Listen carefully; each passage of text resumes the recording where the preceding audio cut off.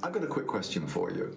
What's the connection between a simple paper napkin and this thought-provoking road bike that's one by only?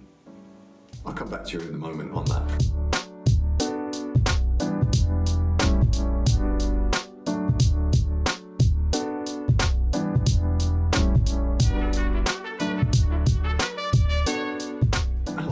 My name's Ian Hughes and I'm the founder of indie boutique bicycle brand Vielo. What I'd like to do over the next series of weeks and months is present you a series of video logs that's going to take you right behind the scenes at Vielo from concept through to reality. What I can guarantee you and totally assure you is the content that I'm providing you is open and honest and with integrity, and it cuts out all the marketing BS. Before I do that, let me just give you a quick background to my experience in the bicycle industry and where it all began. Around about the mid-80s, 1986, I was doing quite a lot of windsurfing, and the parent company, who were the distributor for Mistral, invited me to come and visit them as they were going to bring a range of mountain bikes into the UK from Marin County, and they thought it was an idea, first of all, to present these mountain bikes into windsurfing shops before we started presenting to bicycle dealers. So that's where it all kind of started for me. Fascinating journey. First of all with those specialist windsurfing shops, and then into independent bicycle dealers. Bicycle dealers at that time, around about 1986, were quite reluctant to take any new brands on or new ideas. They thought mountain biking, well, it's way too early yet. We've seen all these trends before, and mountain biking, it's like, nah, it's not going to happen. Obviously things changed quite a bit. Over the course of 9 years, it gave me a great experience of understanding how to build a brand. I studied sales and marketing and had loads and loads of conversations with lots of independent bike dealers covering the whole of the north of England.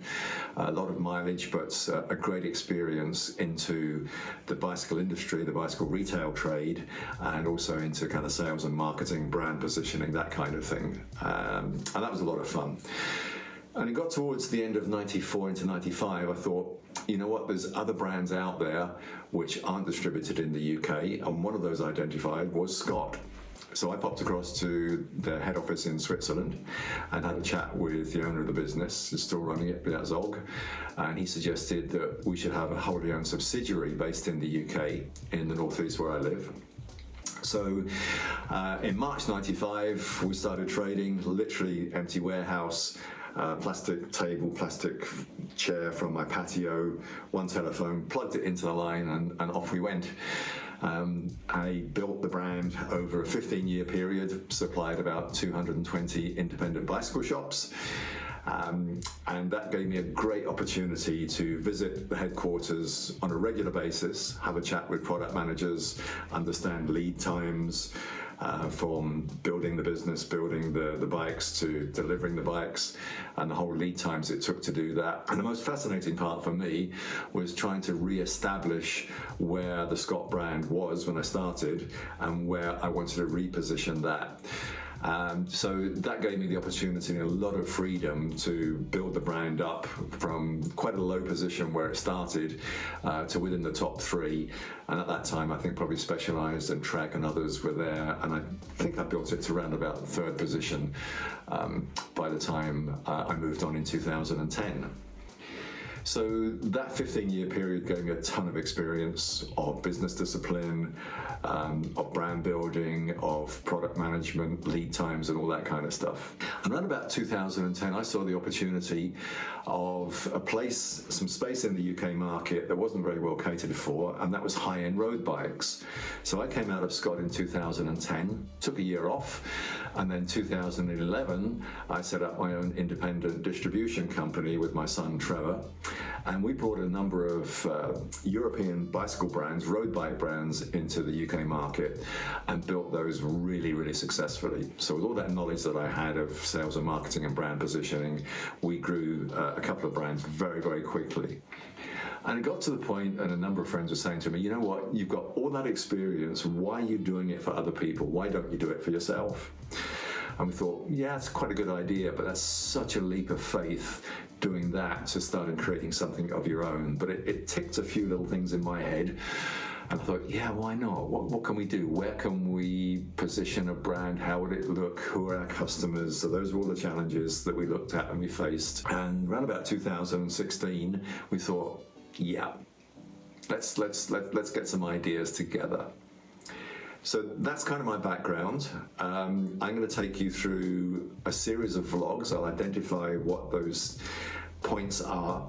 But what I can guarantee you and totally assure you is the content that I'm providing you is open and honest and with integrity, and it cuts out all the marketing BS that goes on not only in this industry but many, many industries as well.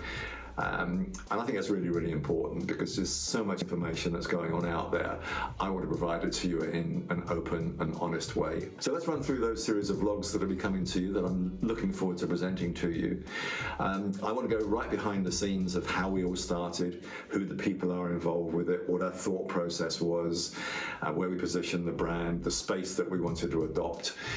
Because when you go around somewhere like Eurobike, there's hundreds and hundreds of booths with thousands and thousands of bikes that all look the same.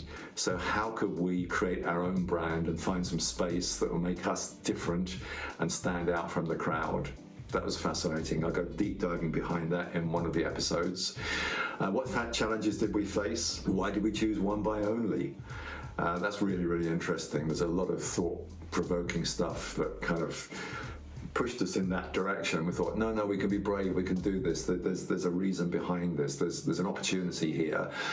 And then we can kind of deep dive behind our road bike, why we chose one bike. A real look behind the scenes of our gravel bike, why we chose the V+1 and the place that we did, where we positioned that, where it all started. And one of the big myths that's out there that I really want to cut through and present to you in an episode is all about carbon fiber and carbon fiber production into bicycle frames. A couple of other episodes will include how we moved our bicycle business from selling to independent bicycle shops in the UK and around the world to a consumer direct business model.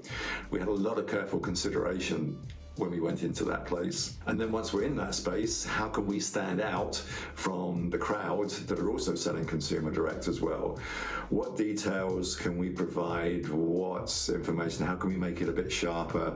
How can we make it better? How can we connect better with you selling consumer direct? And there's a lot of thought that's gone into that of how we do it and how we go about our business as well. So I'm really, really looking forward to presenting that to you also. So let's go back to that little teaser. What is the connection between a paper napkin and this thought-provoking R+1 road bike? So it all started around about 2016, where I sat down with a bunch of mates. We were in the pub having a pub meal and thought, okay, we've got an idea of how our road bike is going to look, what space we're going to position that, how that's going to look. We knew at that time group set manufacturers were going kind of 12 speed, 13 speed.